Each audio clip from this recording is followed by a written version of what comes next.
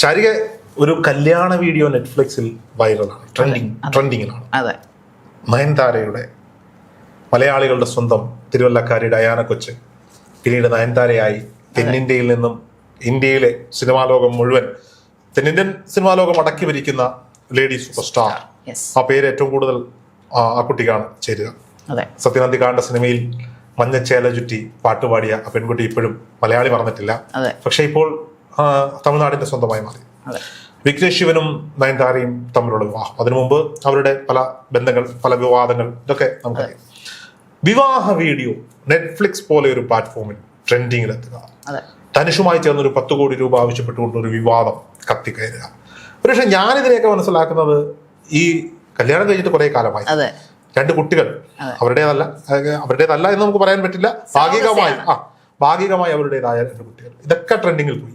എങ്കിലും കല്യാണ വീഡിയോ ഒരുപാട് താമസിച്ചു, അതിന്റെ ഒരു ക്യൂരിയോസിറ്റി ആളുകൾക്ക് നഷ്ടപ്പെട്ടു. അപ്പൊ എന്തെങ്കിലും ഒരു വിവാദം ആവശ്യമാണ് അതൊന്ന് കത്തണമെങ്കിൽ അതിനു വേണ്ടിയിട്ട് ഒരു സ്ക്രിപ്റ്റ് ആണോ എന്ന് നമ്മൾ മലയാളികൾ ഇങ്ങനെ ചിന്തിക്കുന്നവർ ചിന്തിച്ചാൽ തെറ്റു പറയാൻ പറ്റില്ല. എന്താണ് സത്യത്തിൽ നയൻതാര ധനുഷ് വിഷയം? ആരുടെ ഭാഗത്താണ് ന്യായം? ഇതൊരു മാർക്കറ്റിംഗ് തന്ത്രമായിരുന്നു. ഇത് മാർക്കറ്റിംഗ് തന്ത്രമെന്ന് നമുക്ക് തന്നെ പറയാൻ പറ്റില്ല. കാരണം നമ്മളങ്ങനെ മാർക്കറ്റിംഗ് തന്ത്രമെന്ന് കുറെ പേര് സോഷ്യൽ മീഡിയയിൽ അടച്ചാക്ഷേപിക്കുന്നുണ്ട്. നയൻതാരയും ധനുഷും നല്ല സുഹൃത്തുക്കളായിരുന്നു. അതിനുശേഷം അവർ തമ്മിൽ പ്രശ്നങ്ങളുണ്ടായി. അതിനിടയിൽ അവർക്ക് ഇതുവരെ നികത്താനാവാത്ത ഒരു വലിയ പ്രശ്നം എന്തോ ഉണ്ട്. അത് അവർ പുറത്തു വിട്ടിട്ടില്ല. ധനുഷ് ഇതിനെതിരെ പ്രതികരിച്ചിട്ടില്ല ഇതുവരെ. നയൻതാര ഒരു തുറന്ന കത്താണ് ഇതുമായി ബന്ധപ്പെട്ട, ഇതിന്റെ ടീച്ചറുമായി ബന്ധപ്പെട്ട ഒരു തുറന്ന കത്താണ് ഈ വിവാദങ്ങൾക്ക് വഴിതെളിച്ചിരിക്കുന്നത്. അപ്പോൾ ഈ അതിനു മുമ്പ് ഞാനിപ്പോ രോഹിത് ചോദിച്ച ചോദ്യത്തിന് ഒരു മറുപടി പറയുന്ന രീതിയിൽ ആഗ്രഹിക്കുന്നത്, എല്ലാവരും പറയുന്നത് നയൻതാര ഇതിന് ഹൈപ്പ് ഉണ്ടാക്കാൻ വേണ്ടി. ഞാനൊന്ന് ചോദിക്കട്ടെ, ആരാ നയൻതാര എന്ന് നമ്മൾ ഇപ്പൊ പുറത്തിറങ്ങി ചോദിച്ചാൽ ഒരു 10 പേരെങ്കിലും പറയും നയൻതാര നമ്മുടെ സ്വന്തം നയൻസ് എന്ന് പറയും. പുറത്ത് തമിഴ്നാട്ടിൽ ചെന്ന് ചോദിച്ചാലും കർണാടകത്തിൽ ചെന്ന് ചോദിച്ചാലും നയൻതാര എന്ന പേര് അവിടെ സുപരിചിതരെയാണ്. പിന്നെ എന്തിനാണ് അവർ ഹൈപ്പ് ഉണ്ടാക്കുന്നത്? അല്ല, ഞാൻ ചോദിക്കല്ലേ, നയൻതാര സിനിമകൾ ചെയ്യുന്നില്ല, കുറച്ച് കണ്ടീഷൻസ് ഒക്കെ വെക്കും. എന്റെ വീടിന്റെ അടുത്ത് ഇത്ര ദൂരെയായിരിക്കും, കുട്ടികളെ നോക്കണം എന്നൊക്കെ പറഞ്ഞിട്ട്. ഇതെല്ലാം മീഡിയ പടച്ചുവിടുന്ന കഥകളാണ്. ഇതൊന്നും നയൻതാര അറിയില്ല. ഞാൻ പറയും, നമുക്ക് കേട്ടില്ല. നയൻതാരയെ വിളിച്ച് ചോദിക്കാൻ പറ്റില്ലല്ലോ. തിരുവല്ലക്കാരി ഡയാന കൊച്ചാരെ വിളിച്ച് ചോദിക്കാൻ നയൻതാരയാണ് നമുക്ക് വിളിച്ച് ചോദിക്കാൻ പറ്റില്ല. നമുക്ക് കേട്ട് കേൾവിയുള്ള കഥകളായി പറയുന്നത്. ഇപ്പോ സ്വാഭാവികമായിട്ടും ഈ വിവാഹം കഴിഞ്ഞിട്ട് 2.5 വർഷം കഴിയുന്നു.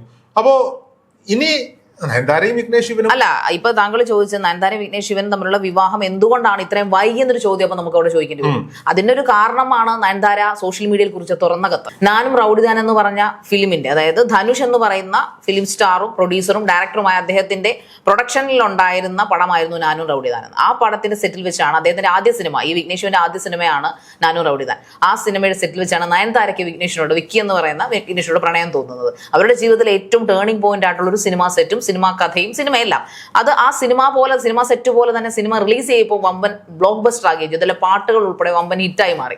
പക്ഷേ ഇതിൽ നയൻതാരയുടെ ഈ എല്ലാവരും ഇപ്പം രോഹിത് ചോദിച്ചൊരു സംശയമുണ്ട്. 2022 ജൂണിൽ കഴിഞ്ഞ കല്യാണ വീഡിയോ വേറെ ആരും തന്നെ കണ്ടിട്ടില്ല. അത് നെറ്റ്ഫ്ലിക്സിന് അന്നേ കൊടുത്തെന്ന് പറഞ്ഞ് ഭയങ്കര വിവാദങ്ങൾ. അത് അവരുടെ പേഴ്സണൽ ഇഷ്ടമാണ് നെറ്റ്ഫ്ലിക്സിന് കൊടുക്കുക എന്നുള്ളത്. ആ നെറ്റ്ഫ്ലിക്സ് ഡോക്യുമെന്ററി ആയിട്ട് ചെയ്യുമ്പോൾ ഇത്രയും വർഷങ്ങൾക്കിപ്പുറം, ഇപ്പൊ 2024 തീരാൻ പോകുന്നു, വർഷങ്ങൾക്കിപ്പുറം അത് റിലീസ് ചെയ്യുമ്പോൾ എന്തിനാണ് ഇത്ര വിവാദം എന്ന് ചോദിക്കുമ്പോൾ അതിന്റെ കാരണമാണ് നയൻതാരയോട് പറഞ്ഞിരിക്കുന്നത്. അതായത് ഇതിൽ ഈ നാനും റൌഡിദാൻ എന്ന് പറഞ്ഞ സിനിമയുടെ കുറച്ച് ഭാഗങ്ങളിലത്ത് ആഡ് ചെയ്യണമെന്നും അതിലെ പാട്ടുകളുടെ ഞങ്ങൾക്ക് NOC വേണമെന്നും പറഞ്ഞ് നയനും അവരുടെ ഹസ്ബൻഡും കൂടെ ധനുഷിനെ സമീപിച്ചിരുന്നു. ധനുഷ് അത് കൊടുക്കാൻ തയ്യാറായില്ല. 2.5 വർഷം അവർ വെയിറ്റ് ചെയ്തു. അവസാനം അവരുടെ കയ്യിലുണ്ടായിരുന്ന കുറച്ച് സീൻസ്, അവരുടെ ഫോണിലെടുത്ത ബിഹൈൻഡ് സീൻസ് വെച്ചിട്ട് അവർ അതിന്റെ ടീസർ ഇറക്കി. പക്ഷെ അപ്പോഴും പ്രശ്നമില്ല. ടീസർ ഇറക്കിയ ഓൺ ദ സ്പോട്ടില് മിനിറ്റുകൾ മണിക്കൂറുകൾക്കുള്ളിൽ അങ്ങേരുടെ വക്കീൽ, അതായത് ധനുഷ് എന്ന് പറഞ്ഞ വ്യക്തിയുടെ വക്കീൽ, അതുവരെ മിണ്ടാതെ 2.5 വർഷം അയാൾ മൗനം പാലിച്ചു.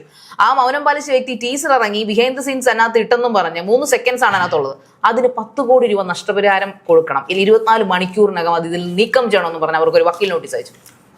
അപ്പോഴാണ് നയൻതാര തന്റെ ഫേസ്ബുക്കിൽ, അല്ല തന്റെ ഇൻസ്റ്റാഗ്രാം പേജിൽ 3 പേജുള്ള ഒരു തുറന്ന കത്ത് മിസ്റ്റർ ധനുഷ് കെ രാജ എന്നും പറഞ്ഞ് അദ്ദേഹത്തിനെ കുറിച്ച് എഴുതിയിരിക്കുന്നത്. വളരെ പരുഷമായ ഭാഷയിലാണ് അവർ എഴുതിയിരിക്കുന്നത്. അതായത് ഈ നാനും റൌഡിദാൻ എന്ന് പറഞ്ഞ സെറ്റിൽ ഇവർ പ്രണയത്തിലാകുമ്പോൾ ധനുഷ് പറയുന്നത് 2013 വരെ നല്ല സുഹൃത്തുക്കളായിരുന്നു. 2014 ഈ പടം പ്രൊഡ്യൂസ് ചെയ്യുന്നത്. അപ്പോൾ അദ്ദേഹം പറയുന്നത് ഇവർ തമ്മിൽ പ്രണയത്തിലാകുന്നതിന് ധനുഷിന് പ്രശ്നമൊന്നുമില്ല. പ്രണയത്തിലായതിനു ശേഷം നയൻതാര ഇവർ തമ്മിലുള്ള പ്രണയ വിലാസത്തിൽ ഈ പടത്തിന്റെ പ്രൊഡക്ഷൻ ഡേയ്സ് കുറെ നീണ്ടുപോയി. അതുമൂലം അദ്ദേഹത്തിന് 12 കോടി രൂപയോളം നഷ്ടമുണ്ടായി. അപ്പോഴും ആ സമയത്ത് വിവാദം കത്തിപ്പെടുന്നു. പക്ഷേ ഈ പടം റിലീസായി കഴിഞ്ഞപ്പോൾ ഇതെല്ലാം തീർന്നു. കാരണം അത്ര ഹിറ്റായി. ധനുഷ് മുടക്കിയ കാശ് അയാൾക്ക് തിരിച്ചു കിട്ടി. ലാസ്റ്റ് മൊമെന്റിലൊക്കെയും നയൻതാരയാണ് ഈ പടത്തിന് വേണ്ടി കാശ് മുടക്കിയെന്നൊരു പേര് പറയുന്നു. അങ്ങനെ ഒരു റൂമറും ഉണ്ട്. പക്ഷെ ഇതും അവിടെ കൊണ്ട് തീർന്നില്ല. പകരം ഇതിന് ഏറ്റവും നല്ല നടിക്കുള്ള ക്രിട്ടിക്സ് അവാർഡ് നയൻതാരക്ക് കിട്ടി 2016 ഫിലിം ഫെയർ അവാർഡിൽ. അവര് ധനുഷും കൂടെ വേദിയിലിരിക്കുമ്പോൾ ഈ സമ്മാനവും മേടിച്ച് അവാർഡ് മേടിച്ച ഒരു കമന്റ് അങ്ങോട്ട് കാച്ചി. കമന്റ് കാച്ചെന്ന് പറഞ്ഞാൽ, എന്റെ പ്രൊഡ്യൂസറിനോട് ഞാൻ സോറി പറയുകയാണ്. ധനുഷിന് ഞാനും റൗഡിദാൻ എന്ന പടത്തിലെ എന്റെ അഭിനയം തീരെ ഇഷ്ടപ്പെട്ടിരുന്നില്ല. ഇനി ഞാനിത് നന്നാക്കാൻ ശ്രമിക്കാം കൂടുതൽ സിനിമകളിൽ.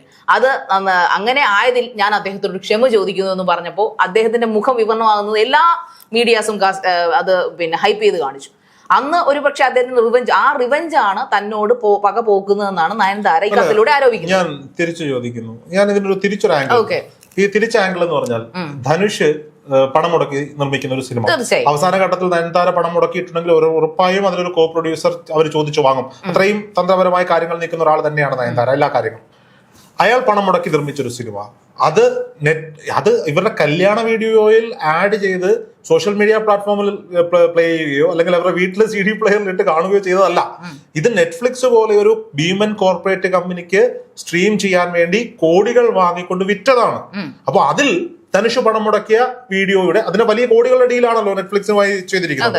ധനുഷ് പണം മുടക്കി ചെയ്ത സിനിമയുടെ ക്ലിപ്പിങ്ങുകളോ പാട്ടോ ബിഹൈൻഡ് ദ സീൻ വീഡിയോസോ ആഡ് ചെയ്യണമെങ്കിൽ ധനുഷിന് പണം കൊടുക്കണം. അത് നിയമം, അത് ന്യായമല്ലേ ധനുഷ് ചോദിക്കുന്നത്? അപ്പൊ എന്തുകൊണ്ട് 2.5 വർഷം അയാൾ അതിനു വേണ്ടി എന്തുകൊണ്ട് മറുപടി കൊടുത്തില്ല അതുവരെ? അപ്പൊ ഒരാൾ NOC ചോദിക്കുമ്പോൾ, നോ ഒബ്ജക്ഷൻ സർട്ടിഫിക്കറ്റ് ചോദിക്കുമ്പോൾ താങ്കൾക്ക് പറയാം എനിക്കത് പറ്റത്തില്ല, ഞാനത് തരില്ല എന്ന് പറയാം. അതൊന്നും അയാൾ ചെയ്തിട്ടില്ല. അയാളുടെ റിലീസ് ചെയ്യുന്നത് വരെ അയാൾ അതുകൊണ്ട് തന്നെയും അയാളോടുള്ള ആ ഒരു എക്സ്ട്രീം റെസ്പെക്ട് കീപ്പ് ചെയ്തുകൊണ്ട് റീ എഡിറ്റ് ചെയ്യുകയാണ് ചെയ്തത്. എന്നിട്ടാണ് നെറ്റ്ഫ്ലിക്സ്. ഇതിൽ രണ്ടു കൂട്ടരെയും നമുക്ക് കുറ്റം പറയാനോ അനുകൂലിക്കാനോ പറ്റാത്തൊരു സാഹചര്യമുണ്ട്. 2.5 വർഷക്കാലം ധനുഷ് ഇതിന് മറുപടി കൊടുത്തില്ല എന്ന് പറയുന്നു. അപ്പം ധനുഷ് എന്താ വിചാരിക്കുന്നത്? ഞാൻ ഈ പടത്തിന്റെ ക്ലിപ്പോ NOC കൊടുക്കാത്തിടത്തോളം കാലം ഈ വീഡിയോയിൽ ഇത് ഉൾപ്പെടില്ല. ഇത് ഇറങ്ങുമ്പോ അതിന്റെ ആ സിനിമയ്ക്ക് വേണ്ടി ഇട്ട ഒരു സെറ്റ്, അതിന്റെ ഒരു പോർഷൻ ആണ് ആ ട്രെയിലറിലുള്ളത്. അപ്പൊ അപ്പോഴാണ് ധനുഷിന്റെ വക്കീൽ നോട്ടീസ് വരുന്നത്. ഇത് 2.5 വർഷക്കാലം ധനുഷ് വെയിറ്റ് ചെയ്തു. മറ്റേടത്ത് എന്താ സംഭവിച്ചത്? ഈ സിനിമയുടെ സെറ്റിൽ ഒരുപക്ഷെ ധനുഷിന് നയൻതാരയോടുള്ള എതിർപ്പ് തുറന്ന് പറഞ്ഞിട്ടുണ്ടാകാം. പ്രൊഡ്യൂസർ എന്ന നിലയിൽ അവിടെയാണ് ഈ പ്രണയം മുട്ടിടുന്നതെന്നും ആ പ്രണയ സമയത്ത് ഇവരുടെ പ്രണയാതുരമായ നിമിഷങ്ങൾ ഒരു പക്ഷേ പണം മുടക്കുന്ന ആളെന്ന നിലയിൽ ധനുഷിന് ഇഷ്ടപ്പെട്ടിട്ടുണ്ടാകില്ല. പക്ഷെ പിന്നീട് ഒരു അവാർഡ് ലഭിക്കുമ്പോൾ അവാർഡ് വേദിയിൽ വെച്ച് ആ പ്രൊഡ്യൂസറെ തന്നെ കളിയാക്കാൻ വേണ്ടിയിട്ടാണ് ഈ പറയപ്പെടുന്ന നയൻതാര തുറന്നകത്തിൽ പറയുന്നുണ്ട്. ഈ നാനും റൗഡിദാൻ എന്ന പടം ഇതിന്റെ ഇറങ്ങുന്നതിന് മുൻപ് തന്നെ വളരെ പൗരുഷമായ രീതിയിൽ നയൻതാരയോട് ധനുഷ് ബിഹേവ് ചെയ്തെന്ന് നയൻതാര തന്നെ ആ തുറന്നകത്തിൽ സൂചിപ്പിക്കുന്നുണ്ട്. അപ്പോഴും ചോദിക്കുന്ന ഒരു പ്രൊഡ്യൂസറെ സംബന്ധിച്ചിടത്തോളം സിനിമയുടെ കോടികൾ വാരിക്കഴിഞ്ഞാൽ അല്ലെങ്കിൽ ബോക്സ് ഓഫീസിൽ ഹിറ്റായി കഴിഞ്ഞാൽ ആ പിന്നെ പ്രൊഡ്യൂസർക്ക് നഷ്ടം എന്ന് പറയുന്നില്ല, എന്താണ് അർത്ഥം? ലാഭം അയാൾക്ക് കിട്ടി, ആ നയൻതാര തന്നെ നേടിക്കൊടുത്തില്ലേ? അല്ല, നഷ്ടമെന്ന് ഞാൻ പറഞ്ഞതല്ല.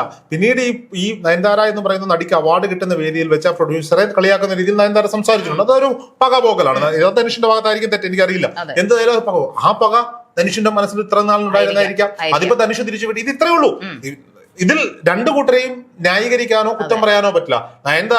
നയൻതാരയുടെ വിവാഹ ജീവിതത്തിന്റെ ഏറ്റവും പ്രധാനപ്പെട്ട ചടങ്ങായ വിവാഹം, അത്യാഡംബരത്തോടെ നടന്ന വിവാഹ ചടങ്ങുകൾ സ്ട്രീം ചെയ്യുന്നതിന് നെറ്റ്ഫ്ലിക്സിനുമായി കരാറിൽ ഏർപ്പെടുന്നു. അതിനുവേണ്ടി കോടികൾ കൈപ്പറ്റുന്നു.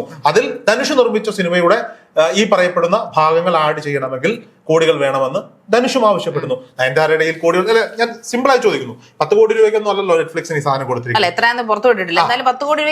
അല്ല, ഇത് വേണമെന്നുണ്ടെങ്കിൽ ഈ പറയപ്പെടുന്ന 10 കോടി രൂപ കൊടുത്തപ്പോ ഇത് നെറ്റ്ഫ്ലിക്സിൽ വരുന്നതിന് മുമ്പ് വേണമെങ്കിൽ ഈ 10 കോടി രൂപ കൊടുത്തിരുന്നെങ്കിൽ, നയൻതാരയുടെ പണമില്ലാത്തതല്ല, നെറ്റ്ഫ്ലിക്സിന്റെ പണമില്ലാത്തതല്ല, കൊടുത്തിരുന്നെങ്കിൽ ഒരു പക്ഷെ അത് ആഡ് ചെയ്തത് വൃത്തിയായിട്ട് അത്രത്തോളം അത്യന്താപേക്ഷിതമായ ഒരു ക്ലിപ്പ് ആണെങ്കിൽ അത് 10 കോടി കൊടുത്ത് ആഡ് ചെയ്യാവുന്നതേ ഉള്ളൂ.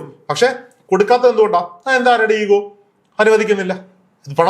ഇത് ശരിക്കും പ്യൂർലി ഇവർ തമ്മിൽ ധനുഷ് ഇതിന് മറുപടി ഒന്നും ഇതുവരെ പറഞ്ഞിട്ടില്ല മാധ്യമങ്ങളോട്. അപ്പൊ അതുകൊണ്ട് തന്നെ ഇത് തമ്മിൽ പ്യൂർലി ഒരു ഗ്രഡ്ജ് ആയിരിക്കും. ആ ഗ്രഡ്ജിന് ഇത്രമാത്രം ആഴം വരാനുള്ള കാരണം ഇത് മാത്രമാണെന്ന് നമുക്ക് അറിഞ്ഞുകൂടാ.